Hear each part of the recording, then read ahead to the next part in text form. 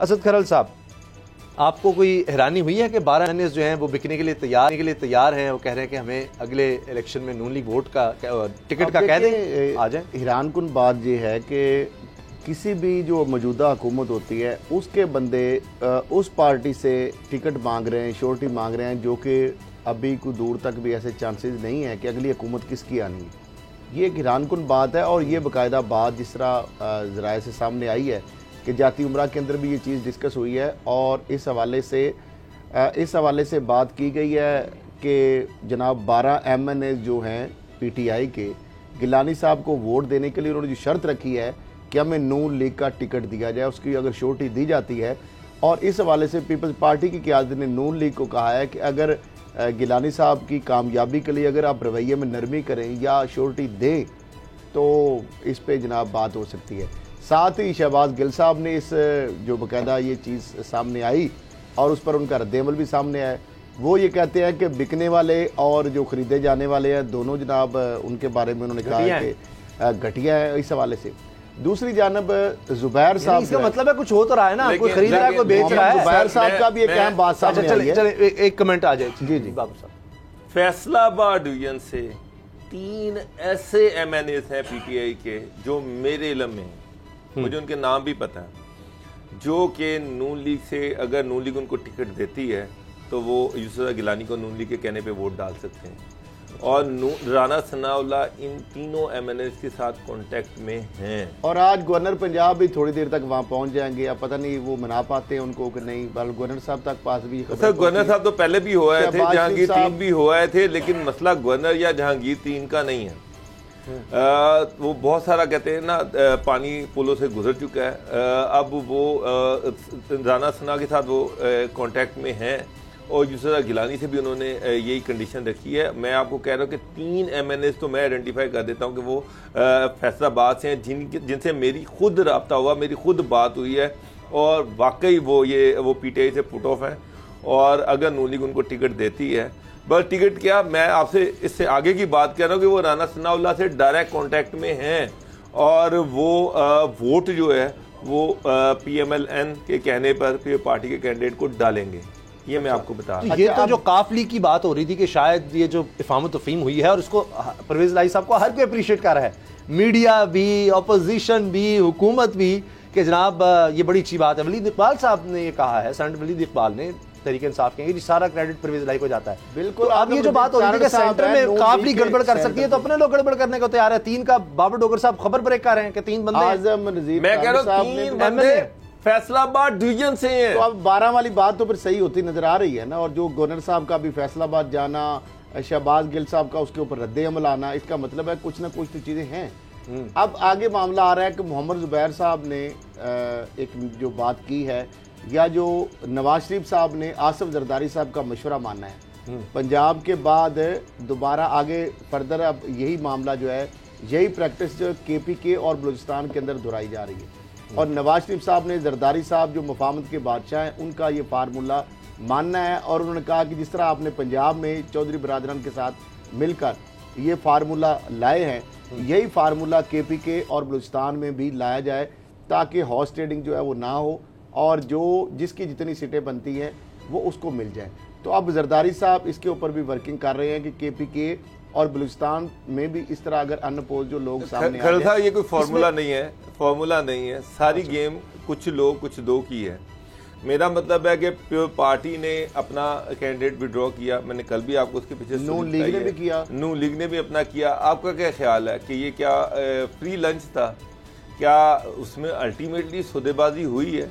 चौधरी जिस मुश्किल में फंस गए थे, जिस तरह से पीटीआई ने जिस कामिल आगा को जो एमपीएस दिए थे, तो चौधरी तो पे बड़े परेशान थे कि ये वो बंदे हैं जिन पे पीटीआई को खुद ट्रस्ट नहीं है।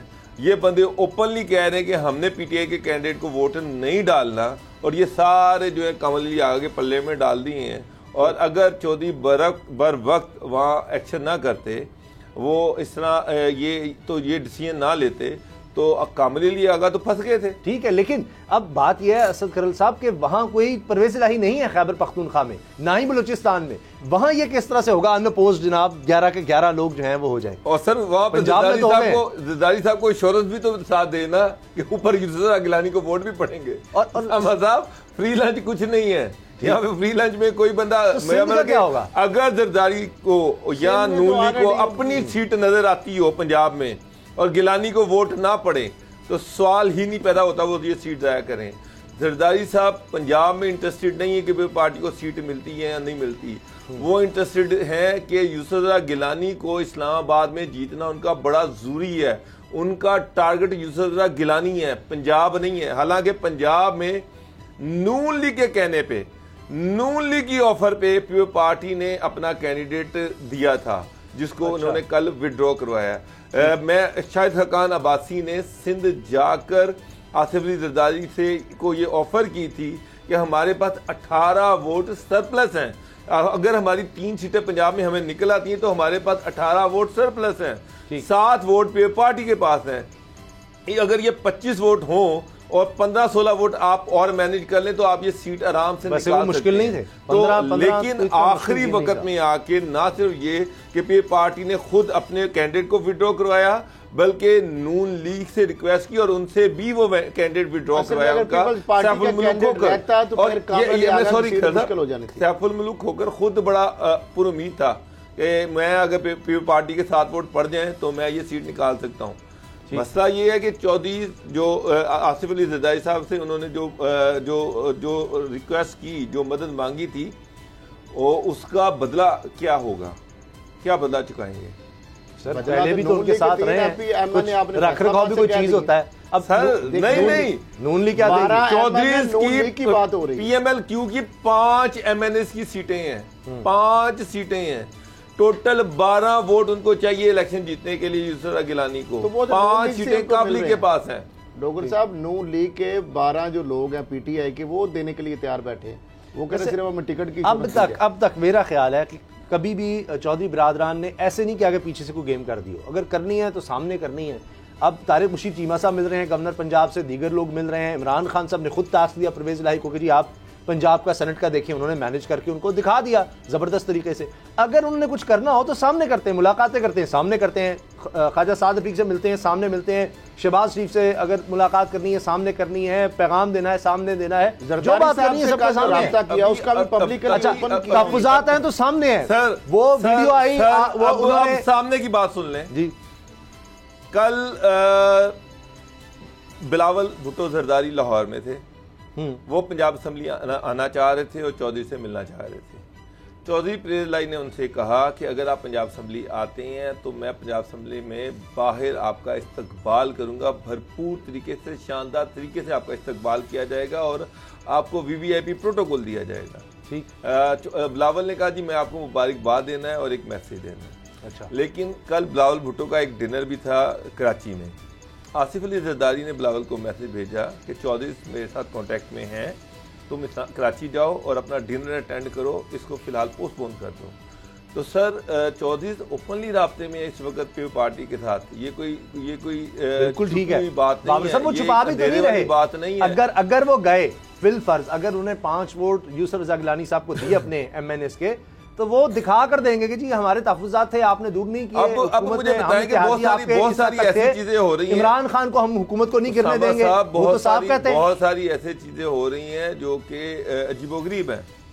जहांगीर तरीन पिछले 3-4 दिन से गायब हैं, शेख रशीद चुप हैं, खामोश हैं, वो स्क्रीन से गायब हैं। किधर है शेख रशीद? इतना अहम डेवलपमेंट्स हो रही हैं, इतनी ज़्यादा चीज़ें चल रही हैं, वो क्यों नहीं सामने आ रहे? जहांगीर तरीन जिन्होंने ये कहा था कि वो हफीज़ शेख के लिए ओपनली उसके लिए कैंपेन चलाएंगे उसकी, वो सिर्फ फैसलाबाद गए, वहाँ पर फातिहा पड़ी और उसके बाद वो गायब हो गए। मेरे अंदाजे के मुताबिक तो वो लोधरा में है 2-3 दिन और फिर 2 दिन के लिए JWD शुगर मिल वहाँ पर रहे हैं और फिर लोधरा वापस आ गए हैं और वहाँ चुप करके बैठे हुए हैं। सब्सक्राइब करें और बेल दबाएं ताकि कोई खबर रह न जाए।